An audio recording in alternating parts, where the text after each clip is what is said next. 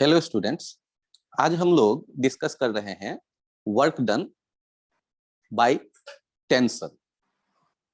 Tension, force in string या force due to string. तो work done पहले एक बार रिकॉल कर लेते हैं।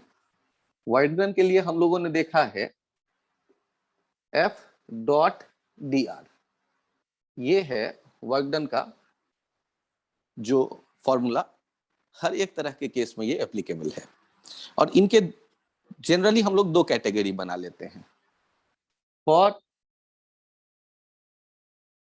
कांस्टेंट फोर्स F, यदि फोर्स कांस्टेंट है तो वर्क डन इक्वल्स टू लिख रहे होते हैं F डी आर हो जाएगा R final minus R initial, जिसे S कहते हैं आप। तो F डॉट S। अब यहां इसका वैल्यू आ जाता है वर्क डन इक्वल्स टू, यहां से आप देखिएगा F into S cos theta, जिसे आप सोच सकते हैं force into component of S along the force। आप यदि कांस्टेंट फोर्स का वर्क डन देखना चाहते हैं तो कांस्टेंट फोर्स के वर्क डन के लिए F डॉट S या एफ एस कॉस थीटा आप यूज करते हैं, जहां थीटा है angle between vector F and S। अब यदि S कॉस थीटा के बारे में हम सोचें तो ये क्या है, कंपोनेंट है S का F के डायरेक्शन में। और इसके सोचने का दूसरा तरीका हो सकता है F cos theta into S। तो इससे आप लिखते हैं किसका कंपोनेंट, कंपोनेंट ऑफ F किस डायरेक्शन में, अलोंग S। और इसको किसके साथ मल्टीप्लाई कर रहे हैं, S के साथ मल्टीप्लाई कर रहे हैं। तो ये वर्क डन के लिए हमारे पास कांस्टेंट यदि फोर्स है और फोर्स वेक्टर क्वांटिटी है, तो कांस्टेंट कब कहेंगे आप, जब उसके मैग्नीट्यूड और डायरेक्शन दोनों ही कांस्टेंट हो, ना बदले टाइम के साथ या पोजीशन के साथ। अब यदि वेरिएबल नेचर का फोर्स हुआ तो उसके लिए क्या सोचते हैं, तो व्हेन फोर्स इज वेरिएबल तो आपको वर्क डन चाहिए, तो रास्ते के छोटे छोटे टुकड़ों का अलग अलग वर्क कैलकुलेट करेंगे। मींस पहले एक छोटे सेक्शन का वर्क कैलकुलेट करेंगे DW F dot D R, और फिर यदि रास्ते के हर एक छोटे सेक्शन का वर्क कैलकुलेट करके समेशन अप्लाई कर दें आप, तो टोटल वर्क डन आ जाएगा उस फोर्स के द्वारा। और ये आप इंटीग्रेशन से समेशन को रिप्लेस करके रिजल्ट तक पहुंच सकते हैं। अब यदि मुझसे कहा जाता है कि किसी ब्लॉक पे लगने वाले टेंशन के कारण फोर्स बताओ, वर्क डन बताओ, टेंशन के कारण वर्क डन बताओ, तो पहले तो हमें एनएलएम चैप्टर को यूज करके या जिस किसी भी चैप्टर का हेल्प हमें मिले उसको यूज करके वर्क वैल्यू टेंशन का क्या है वो पता करना पड़ेगा। और यदि टेंशन का वैल्यू पता चल गया तो फिर वर्क डन हम बता सकते हैं। चेक करिए, जैसे एग्जांपल मैं ले रहा हूं कि एक ब्लॉक को जो कि 2 kg का है, स्ट्रिंग से 3 kg ब्लॉक के साथ अटैच किया गया और इन्हें 10 न्यूटन फोर्स से पुल किया जा रहा है स्मूथ सरफेस पे। अब यहां आपको पता चल गया कि धागे में यदि टाइट है स्प्रिंग तो यहां टेंशन होगा। किसके बारे में हम सोचना चाहते हैं ये पहले डिसाइड करेंगे कि वर्क डन यदि मुझे चाहिए टेंशन का तो किस ब्लॉक के ऊपर। तो क्वेश्चन में आपसे कहा जा रहा है find work done by T on A, फिर on B and on A plus B system. तो आपको ए पे भी वर्क डन बताना है, कितना किया। जब हम टाइम 0 पे इन्हें रेस्ट से स्टार्ट होता देख रहे हैं, तो वर्क डन आपसे पूछा गया कब तक में, टाइम 2 सेकेंड तक। ये 2 सेकेंड में आगे चला आया होगा कुछ, तो 2 सेकेंड में कितना वर्क हुआ इन इनिशियल 2 सेकेंड, मतलब मोशन जो स्टार्ट हुआ रेस्ट से और उसके 2 सेकेंड में कितना वर्क डन हुआ, ये हम जानना चाहते हैं। हमारे पास पीछे के चैप्टर में पढ़ा हुआ जो टॉपिक है काइनेमेटिक्स एंड एनएलएम, तो पहले टेंशन पता करना पड़ेगा क्योंकि उसका वर्क डन चाहिए, और काइनेमेटिक्स से डिस्प्लेसमेंट पता करने की सोचेंगे और फिर वर्क डन आ जाएगा। इसका यही एक तरीका है ऐसा नहीं कह सकते, इनको बनाने के और भी तरीके हैं, लेकिन अभी हम इस रास्ते पे चल रहे हैं। जैसे यहां सबसे पहले चूंकि दोनों का एक जैसा एक्सप्रेशन है ए और बी, इनको आप पुल करते हैं तो इनको हम सिस्टम मान लें, ए और बी को एक ही जैसे एक्सप्रेशन से ये जाएंगे आगे, तो बड़े आराम से हम सोच सकते हैं F equals to M A. Mass किसका, सिस्टम का। F कितना है 10, मास कितना हो गया 2 + 3, ए का मास 2 kg, बी का 3 kg इंटू ए, और ए का वैल्यू आ गया 10/5, that is 2 metre per second square. अब यदि हम बात करते हैं डिस्प्लेसमेंट, तो धागे से जुड़े होने के कारण धागा टाइट है, आइडियल है, इलोंगेट नहीं हो रहा ड्यूरिंग द मोशन, तो दोनों के एक ही जैसा डिस्प्लेसमेंट होगा। तो अब हम पहले यहीं से चाहें तो डिस्प्लेसमेंट पता कर सकते हैं, S equals to half A T square. Half A T square, half A का वैल्यू आ गया 2 और 2 सेकेंड में हम जानना चाहते हैं, तो ये 4 मीटर आ गया डिस्प्लेसमेंट। और फिर हमें चाहिए टेंशन का वैल्यू, क्योंकि वर्क डन के लिए अब टेंशन चाहिए, डिस्प्लेसमेंट आ गया। जब तक आप ए और बी को एक सिस्टम मान करके सोचेंगे टेंशन का वैल्यू नहीं पता चलेगा।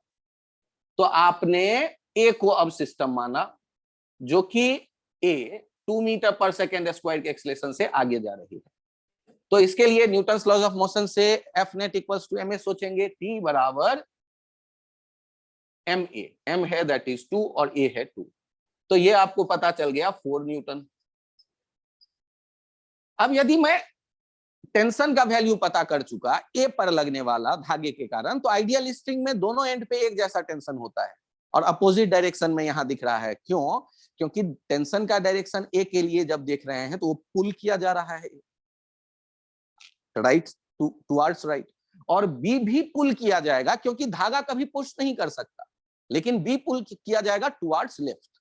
तो पहले ए का यदि हम वर्क डन देखें तो वर्क डन बाई टी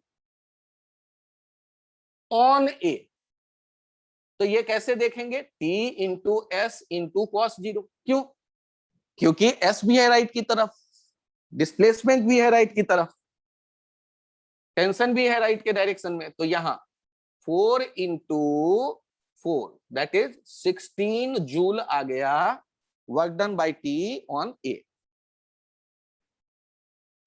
एक काम हो गया हमारा। अब यही यदि सोचना हो तो यहां ध्यान दीजिएगा, work done by T on B हम देखना चाहते हैं, तो गौर करिए बी पे फोर्स किधर लग रहा है, लेफ्ट में, और डिस्प्लेसमेंट किधर दिख रहा है, राइट की तरफ। जितना ए का डिस्प्लेसमेंट होगा उतना ही बी का, उतना ही सिस्टम का। तो हम लोग यहां लिख रहे हैं टी का वैल्यू, वो तो सेम आएगा, डायरेक्शन केवल अपोजिट है, T into S into cos pi. Pi क्यों? क्योंकि डायरेक्शन एक दूसरे के अपोजिट। तो टी का वैल्यू लेते हैं, दैट इज 4, एस का वैल्यू 4 और कॉस पाई हो गया -1, तो ये हो गया -16 जूल। और यदि अब हम सिस्टम पे देखना चाहते हैं, ए और बी के सिस्टम पे टोटल वर्क कितना कर रहा है ये टेंशन, तो work done by T on A plus B system. तो वर्क डन जो ए पर आया और वर्क डन जो बी पर आया, दोनों को इकट्ठा कर लें। और वर्क डन स्केलर है, डॉट प्रोडक्ट से आया है ना, उन दोनों को स्केलर के ही रूल से आप इकट्ठा कर रहे होंगे। 16 - 16 इक्वल्स टू 0। ये जो आ रहा है ना कि सिस्टम पे वर्क डन 0, ये एक इंपॉर्टेंट रोल प्ले करेगा आगे क्वेश्चंस को सॉल्व करने में।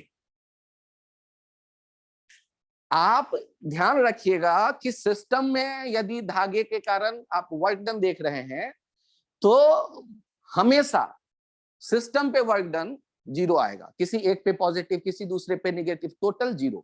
और ऐसा केवल टेंशन के लिए नहीं, यदि सिस्टम के बीच में कहीं नॉर्मल रिएक्शन आ रहा है उनके लिए भी, और यदि स्टैटिक फ्रिक्शन है सिस्टम के बीच तो उनके लिए भी जो सिस्टम पे नेट वर्क डन होता है वो 0 होता है। लेकिन एक ध्यान रखिएगा, काइनेटिक फ्रिक्शन का नेट वर्क डन 0 नहीं होता सिस्टम पे। काइनेटिक फ्रिक्शन का सिस्टम पे नेट वर्क डन हमेशा नेगेटिव आएगा।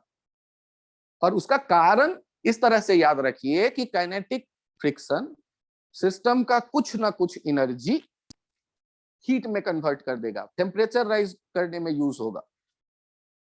तो टेंशन का वर्क डन सिस्टम पे नेट 0 मिलेगा हर एक रेफरेंस फ्रेम में, सिस्टम के ऊपर जो नेट वर्क डन होगा। और हर एक रेफरेंस फ्रेम में नॉर्मल जो सिस्टम के बीच एक्ट कर रहा होगा उनका जो नेट वर्क डन होगा वो भी 0 होगा। और उसी तरह स्टैटिक फ्रिक्शन का भी सिस्टम पे नेट वर्क डन 0 होगा।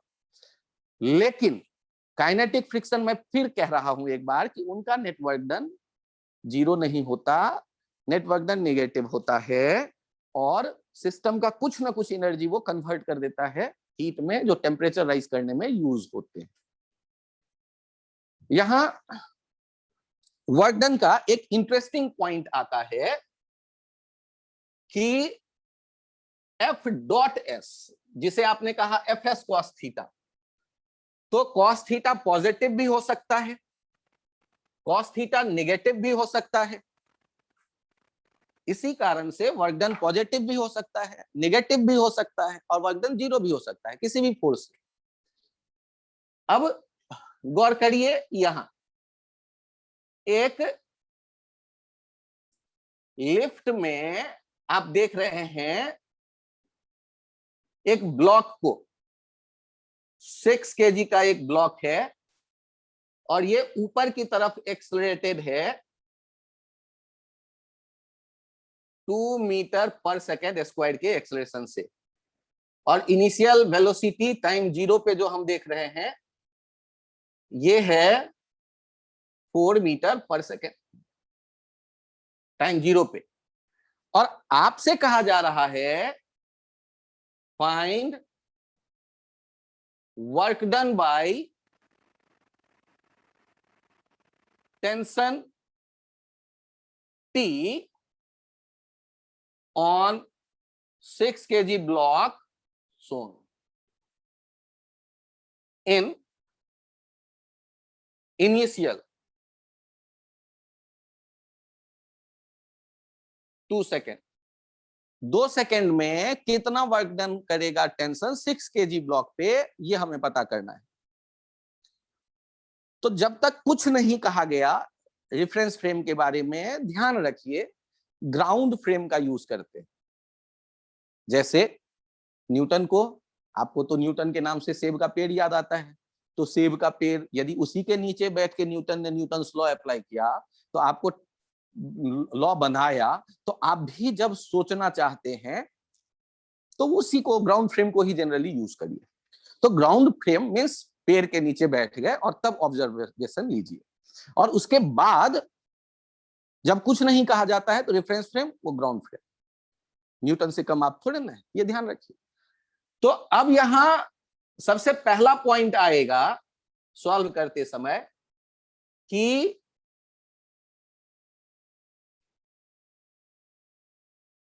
ग्राउंड के फ्रेम में एफबीडी आप देखते हैं तो ये ब्लॉक है 6 केजी का, इस पे फोर्स लग रहा होगा एक 6G और ऊपर टेंशन T, और ग्राउंड से देखेंगे तो ये लिफ्ट के साथ ऊपर जा रहा होगा 2 मीटर पर सेकेंड स्क्वायर से, और F नेट इक्वल्स टू क्या लिखना सीखा है आपने, MA।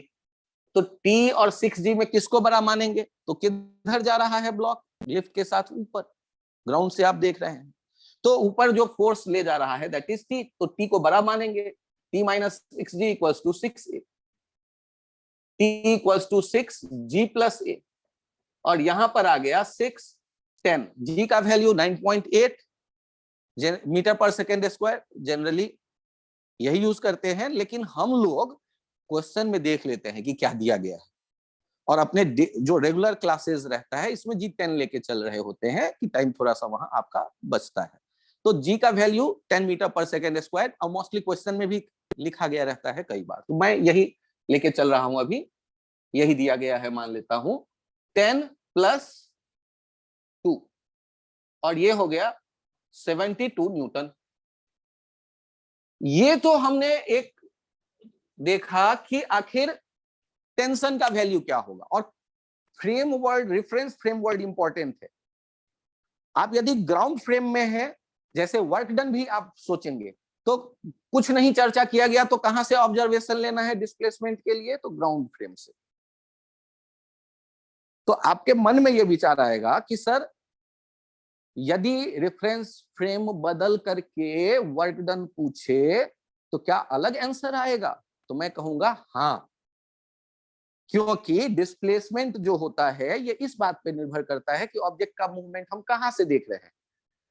सोचो यदि लिफ्ट के भीतर खड़े होकर के हम ब्लॉक का डिस्प्लेसमेंट देखेंगे तो ब्लॉक का तो वो तो आपके रिस्पेक्ट में आंखों के सामने रुका हुआ है,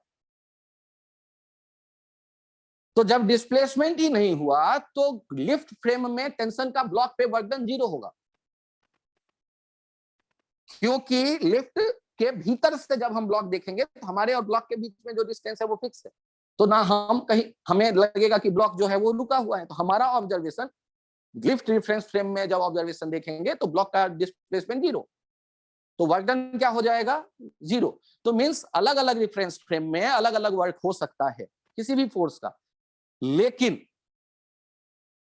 आपसे जब कोई रेफरेंस फ्रेम नहीं चर्चा किया गया तो क्या, जनरली यहां तो कुछ नहीं मेंशन है, तो ग्राउंड फ्रेम, न्यूटन से कम आप थोड़े ना, ग्राउंड फ्रेम, ग्राउंड फ्रेम में आप डिस्प्लेसमेंट देखेंगे तो एस ब्लॉक का उतना ही डिस्प्लेसमेंट होगा जितना लिफ्ट का होगा, और लिफ्ट का कितना होगा, S equals to U T plus half A T square, तो एस कितना हो गया यूटी, यू दैट इज 4 दिया गया है, टी 2 सेकेंड का हमें चाहिए, हाफ ए का वैल्यू 2 और T square that is 2, 8 plus 4 that is 12 metre. अब वर्क डन कितना हो जाएगा, एफ एस दोनों ऊपर की तरफ है इंटू कॉस 0, 72 इंटू 12 इंटू 1, तो वर्क डन कितना आ जा रहा है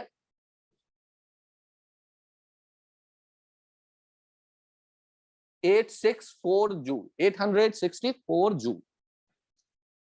तो वर्क डन जब हम कैलकुलेट कर रहे हैं टेंशन के कारण, तो सबसे पहला काम होता है कि हम टेंशन पता करें, फिर ये हमें पता है कि टेंशन का वर्क पॉजिटिव भी हो सकता है, नेगेटिव भी, 0 भी, तो देखना शुरू करें कि पहले ये टेंशन कांस्टेंट है या वेरिएबल।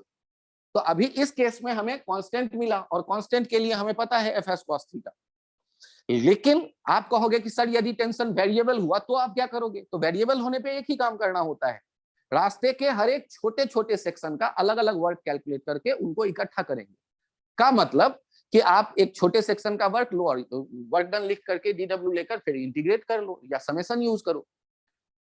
इसके लिए आप पहले ये डिसाइड करिए कि टेंशन जो कैलकुलेट किया गया वो कांस्टेंट आ रहा है या टेंशन जो क्वेश्चन में मेंशन है वो वेरिएबल है, वेरिएबल है या कांस्टेंट है, तो पहले सोचो ना फोर्स कब वेरी करता है, तो या तो मैग्नीट्यूड बदले या डायरेक्शन बदले या दोनों बदले, मैग्नीट्यूड बदले या डायरेक्शन बदले या दोनों बदले। तो यदि डायरेक्शन आंखों से बदलते दिख गया, तुरंत मान लो यार वेरिएबल नेचर है। यदि डायरेक्शन और मैग्नीट्यूड दोनों बदले तो भी वेरिएबल है, केवल मैग्नीट्यूड बदले तो भी वेरिएबल है। कांस्टेंट एक ही केस में है, ना तो डायरेक्शन बदले और ना ही मैग्नीट्यूड बदले। तो कांस्टेंट होगा तो सीधे डिस्प्लेसमेंट पे वर्क डन डिपेंड करेगा, रास्ते पर नहीं। रास्ते की लंबाई उन सब से कोई मतलब नहीं। इनिशियल और फाइनल पोजीशन, उनका जो शॉर्टेस्ट डिस्टेंस इनिशियल से फाइनल की तरफ डायरेक्शन के साथ, that is displacement. Displacement, tension force, उनके बीच का एंगल, फिर एफ एस कॉस थीटा आप यूज करिए। आप नेक्स्ट एग्जांपल लीजिए। इस एग्जांपल में आप देखते हैं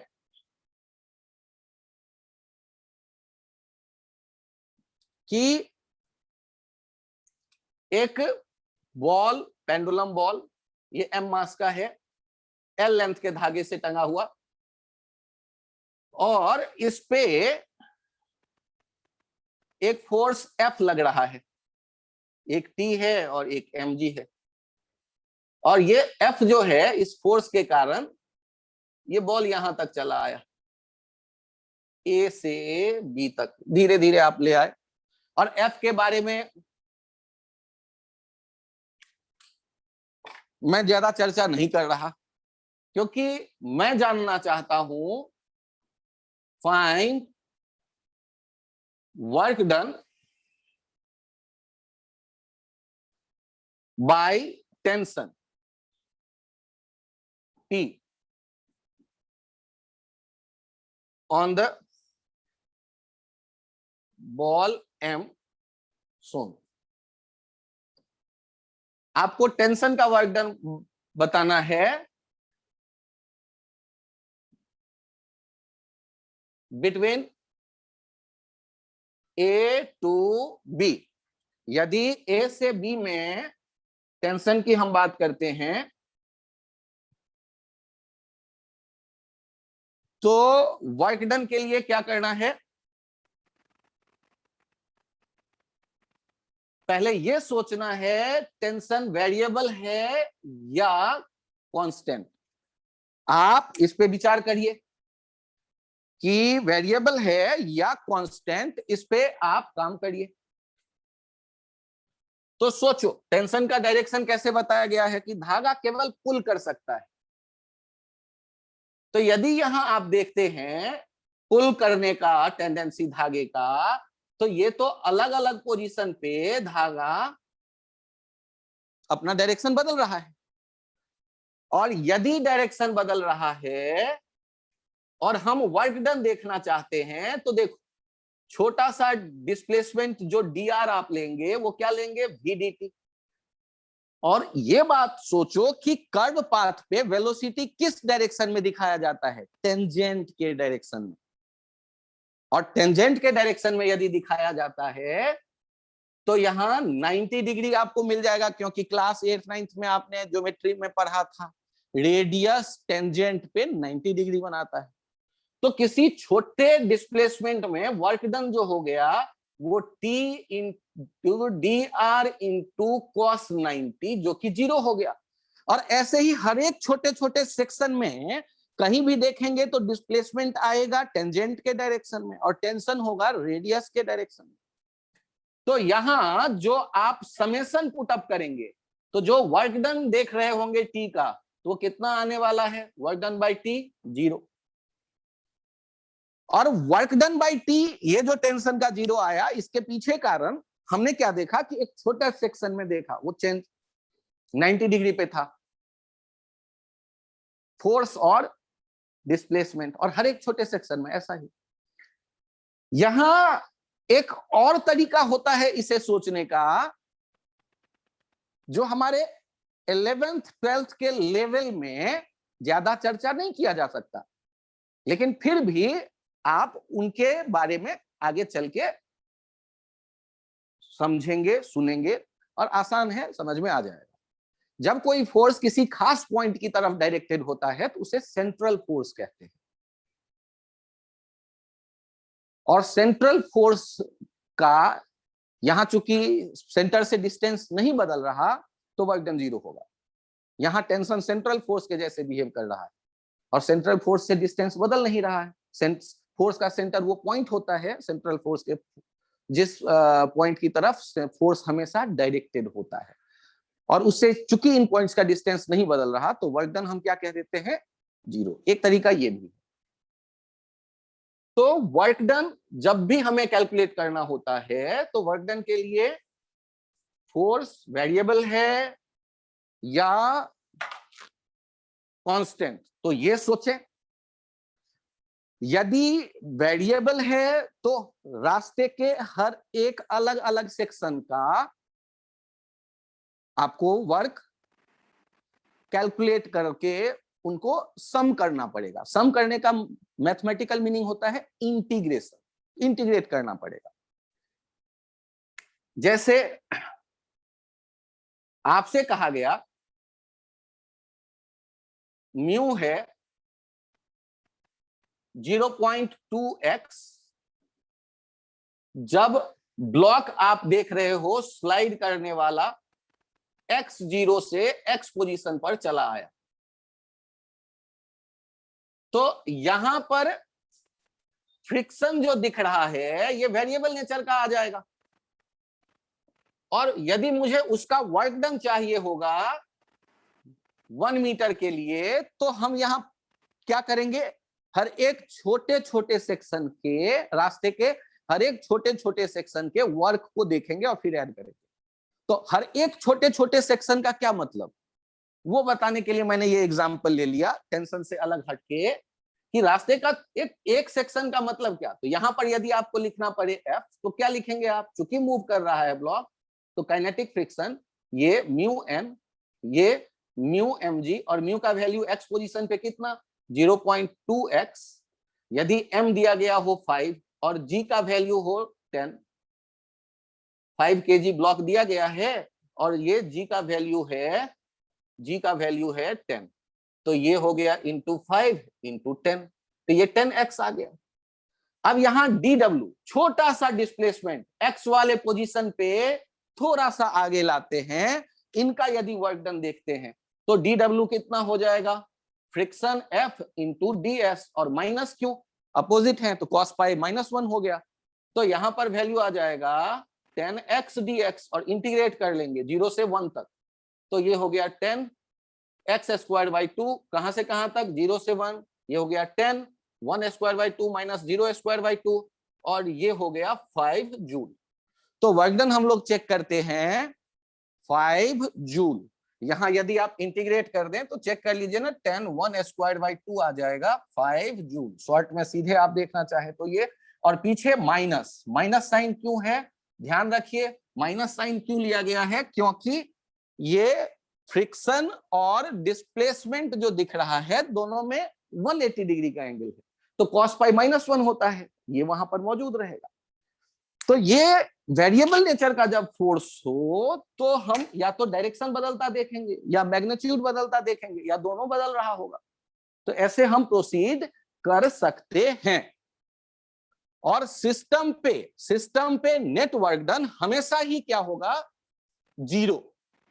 यहां एक बार चेक करिए टेंशन कांस्टेंट फोर्स या वेरिएबल, पहले ये बताइए, और फिर ये देखिए कि यदि ये ब्लॉक या ये बॉल जो कि 3 kg का है एक कार्ट के भीतर टंगा हुआ था धागे से, और इसके आप मूवमेंट देख रहे हैं, एक्सेलरेशन जो है दैट इज g के बराबर 10 मीटर पर सेकेंड स्क्वायर, और आपको बताना है कि यदि ये डिस्प्लेस हो रहा है कार 5 मीटर, ये बॉल के बारे में कहा गया है is at rest with respect to cart. अब ये रेस्ट पे है कार्ट के रेस्पेक्ट में, और क्लियर कर दे क्वेश्चन में, तो ये इक्विलिब्रियम में है विथ रेस्पेक्ट टू कार्ट। अब आपको बताना है कि टेंशन का वर्क डन कितना होगा, ये टेंशन का वर्क डन कितना होगा जो डायग्राम में दिख रहा है, टेंशन कार्ट के भीतर बॉल पे लगने वाला टेंशन का वर्क।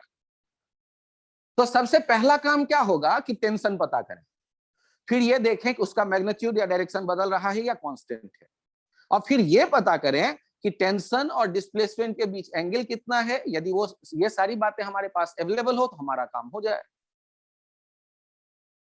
देखिए, तो टेंशन पता करने के लिए दो रास्ते हैं, या तो ग्राउंड फ्रेम से ही सोचें या कार्ट के फ्रेम में सोचें। तो मैंने तो आपको कहा कि आप न्यूटन से कम थोड़े ना है, यदि नहीं है तो फिर से मैं सॉल्व करते समय आपको कह रहा हूं कि आप आ जाइए कार्ट फ्रेम में।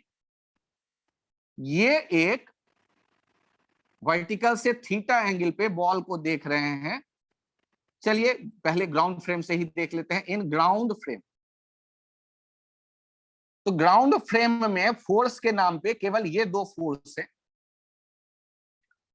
और ये एक्सलरेटेड दिख रहा है किसके साथ? With cart.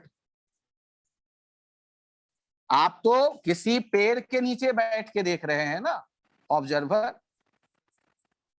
तो ऑब्जर्वर यदि पेड़ के नीचे बैठ के देख रहा होगा तो ऑब्वियस है कि कार के साथ ये आगे जाते दिखेगा, और यदि आगे जाते दिखेगा तो टी के यहां हम कंपोनेंट बना सकते हैं। टी के कंपोनेंट बना लेते हैं, तो यहां थीटा, इस तरफ टी कॉस थीटा, और यहां टी साइन थीटा। और अब यदि न्यूटन्स लॉज ऑफ मोशन इस ऑब्जर्वर के हिसाब से देखें तो y के डायरेक्शन में, वर्टिकल डायरेक्शन में तो कोई मूवमेंट नहीं है, तो fy zero implies that T cos theta किसके बराबर आ गया? mg के बराबर। और दूसरा देखिए, टी साइन थीटा किसके बराबर आ गया? तो F X equals to M A X, X horizontal मैंने मान लिया है, तो टी साइन थीटा हो जाएगा एम ए, और संयोग से ए भी कितना दिया गया है? जी के बराबर, तो ये भी एम जी हो गया 30 न्यूटन। अब मुझे ये बताइए, टेंशन का क्या वैल्यू बदलने वाला है? तो नहीं बदलेगा, ये इक्विलिब्रियम में है, एक खास थीटा बनाते हुए रुका ही दिखेगा कार्ड के रिस्पेक्ट में। तो ना तो अब मुझे टी का वर्क डन चाहिए होगा, तो टी का वर्क डन, तो टी कांस्टेंट फोर्स है। यहां देखिए मैं नेक्स्ट पॉइंट लिख रहा हूं, या आगे चल के मैं लिख दे रहा हूं नेक्स्ट पॉइंट। यहां आप चेक करिए, टी टेंशन यहां पर कैसा फोर्स है? Constant force. तो हम क्या लिख सकते थे? वर्क डन लिख सकते थे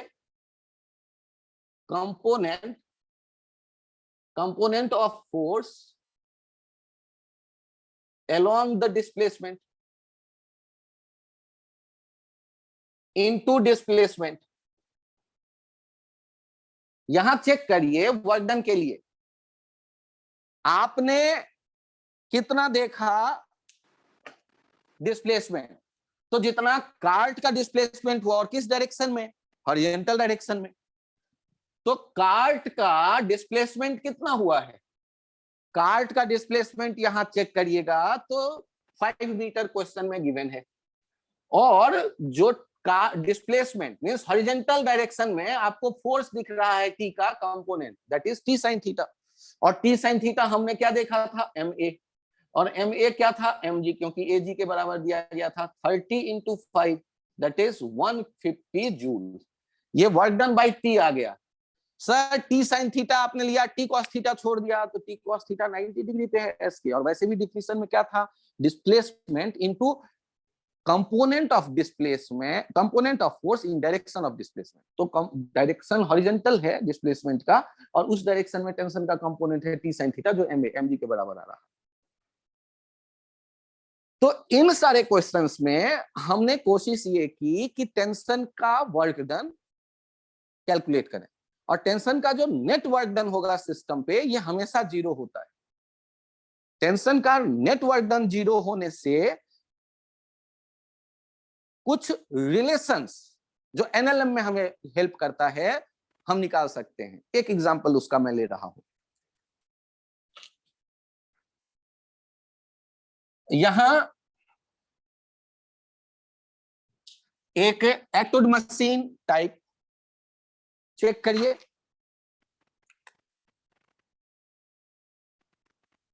ये इस तरफ है M1, यहां है ये M2। ये आसान हो जाता तो यहां मैंने थोड़ा एक पुली डाल दिया जो कनेक्टेड है, लाइक आइडियल पुली। यहां हमने रखा M2 और यहां हमने लिया M3। आप यदि ये आइडियल स्ट्रिंग एक सिरे से दूसरे सिरे तक आइडियल पुली से गुजर रहा है, एक जैसा टेंशन, और चूंकि आइडियल पुली है तो उस पर नेट फोर्स 0 होना चाहिए, तो ऊपर हो गया 2T, नीचे 2T है। और ये दूसरा जो स्ट्रिंग है उसमें आइडियल होने पे एक सिरे से दूसरे सिरे तक एक जैसा टेंशन। अब यदि कोई ये कह दे कि ये ब्लॉक जा रहा है 2 मीटर पर सेकंड से ऊपर और ये जा रहा है 1 मीटर पर सेकंड से ऊपर, तो ये किस स्पीड से ऊपर जा रहा होगा या नीचे आ रहा होगा? तो ये मैं V3 जानना चाहता हूं। आपको V1 दे दिया गया है और आपको V2 दे दिया गया है और V3 हमें पता करना है। तो इस तरह के क्वेश्चन में हमें कौन हेल्प करने वाला है? तो कंसेप्ट क्या था? एक कंसेप्ट हमने अभी देखा कि टोटल या net work by tension on system will be 0 in all reference frame। अब यहां सोचो इसका क्या फायदा मिलेगा? तो मैंने मान लिया कि ये ऊपर जा रहा था x1, ये ऊपर जा रहा था x2 और ये नीचे आ रहा था x3। तो हम V1 क्या लिखेंगे? dx1/dt। V2 क्या लिखेंगे? dx2/dt। और V3 क्या लिखेंगे? dx3/dt। और यही हमें पूछा गया था, V3। अब हमने देखा वर्क डन जो होगा सिस्टम पर 0 होगा। तो वर्क डन कहां कहां होते दिख रहा है? Work done 1, work done 2, work done 3, 0। 1 kg पे, 2 kg पे, या M1 पे, M2 पे और M3 पे, तीनों पे हमने एक का X1 जिसका डिस्प्लेसमेंट माना उसके लिए वर्क डन W1 देखा। वहां चेक करिए M1 पे वर्क डन कितना दिख रहा है? तो 2T into X1 into cos 0। चलिए 2 पे कितना दिख रहा है जिसका X2 डिस्प्लेसमेंट हम ले रहे हैं? X2 ऊपर की तरफ और T भी ऊपर की तरफ, इंटू T इंटू cos 0। और ये M3 पे चेक करिए, टेंशन ऊपर और डिस्प्लेसमेंट नीचे। तो ये हो जाएगा T x3 into T into cos पाई, और ये मिलके 0। T हर एक जगह से कैंसिल आउट कर दो। cos 0 1 होता है, cos पाई -1 होता है। Twice x1 plus x2 minus x3 0। Twice x1 plus x2 equals to x3। यहां टाइम के रेस्पेक्ट में डिफरेंशिएट कर दो तो 2 तो कांस्टेंट है, dx1/dt plus dx2/dt equals to dx3/dt। अब ये क्या आ गया? V1 और ये आ गया V2 और ये हो गया V3। तो 2 इंटू V1 कितना है? 2 प्लस 1 ये आ गया V3। तो V3 का वैल्यू हो गया 5 मीटर पर सेकेंड। तो net work done by tension 0 ये आपको हेल्प करता है। और ये जो रिलेशन देख रहे हैं ना डिस्प्लेसमेंट में, तो जैसा डिस्प्लेसमेंट में रिलेशन होता है वैसा ही वेलोसिटी में रिलेशन होता है, v1 plus v2 minus v3 0। और वैसा ही एक्सेलरेशन में रिलेशन होता है, twice a1 plus a2 minus a3 equals to 0। तो आप एनएलएम के क्वेश्चन में भी जहां रिलेशन एस्टैब्लिश करना हो अलग अलग ब्लॉकों के वेलोसिटी में, एक्सेलरेशन में या डिस्प्लेसमेंट में, उस रिलेशन को कहते हैं कांस्टेंट रिलेशन। वहां ये कंसेप्ट यूज कर सकते हैं, net work done by system, net work done by tension on system must be 0। तो आपने हल्का कोई भी डिस्प्लेसमेंट सोचा, उसके लिए वर्क डन लिखा, तो उसे हम लोग नाम देते हैं वर्चुअल वर्क। वर्चुअल क्योंकि अभी डिस्प्लेसमेंट कैसा है मुझे नहीं पता, हमने बस मान लिया। और नेट वर्क डन 0 लिख करके टी कैंसिल आउट कर दिया तो आपको पता चल गया रिलेशन किसके बारे में, डिस्प्लेसमेंट का रिलेशन या वैसा ही एक्सेलरेशन का रिलेशन, वैसा ही वेलोसिटी का रिलेशन इंस्टेंट पे। ठीक, थैंक यू, आज के लिए इतना ही रखते हैं ये लेक्चर। थैंक्स।